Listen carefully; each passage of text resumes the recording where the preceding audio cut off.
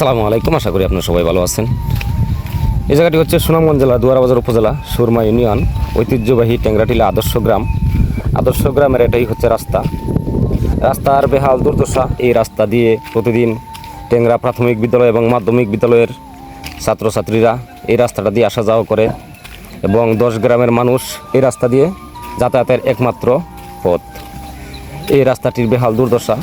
এই রাস্তাটি কাজ করতেছে এখন সিএনজি এবং মোটরসাইকেল ড্রাইভার সংগঠন যারা আছে তারা সম্মিলিতভাবে রাস্তাটি মেরামত এবং সংস্কার করতেছে।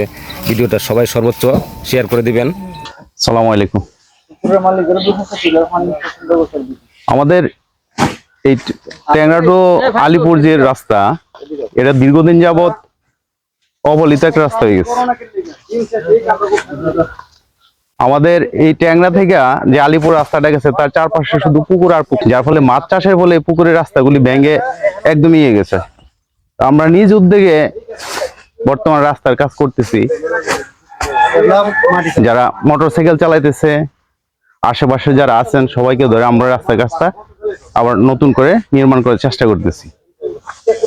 আমি সবাই অনুরোধ করব আমাদের প্রশাসন, আমাদের ইউনিয়ন পরিষদ চেয়ারম্যান সাহেব, আমাদের মেম্বার সাহেব, তাদেরকে একটু এদিকে লক্ষ্য রাখার জন্য। সরকারিভাবে এই কাজটা একটু উদ্যোগ নেয়, আমার মনে হয় সামনের দিকে আরো ভালো কিছু হবে।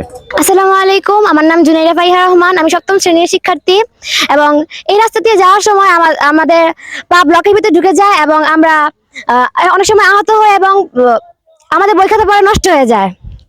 রাস্তাটা অত দ্রুত মেরামত এবং সংস্কারের জন্য আমরা দাবি জানাই। ট্যাংরা বাজার থেকে হাই স্কুলের থেকে আলিপুর নদীর ঘাট পর্যন্ত প্রায় 2 কিলোমিটার রাস্তা।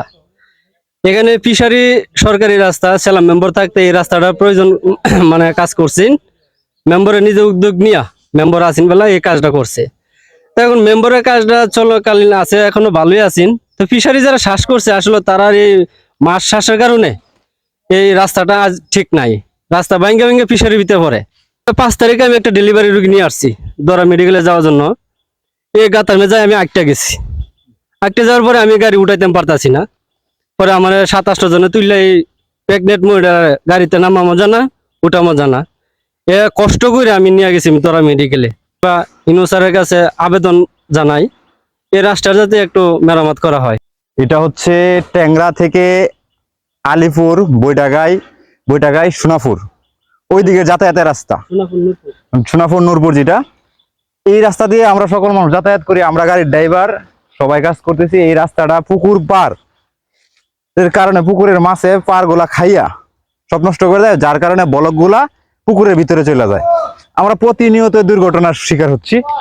আসসালামু আলাইকুম রহমতুল্লাহ। যুবক ভাইয়ারা, আপনারা যে উদ্যোগ নিচ্ছেন রাস্তার লাগিয়া যাতায়াতের যে আমরা যে অসুবিধা আর যে সুবিধা করে দিয়েছেন, আপনাদেরকে অসংখ্য ধন্যবাদ।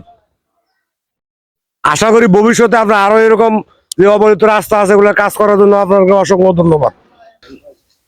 আসসালামু আলাইকুম, আমি আজিবপুরের মানুষ।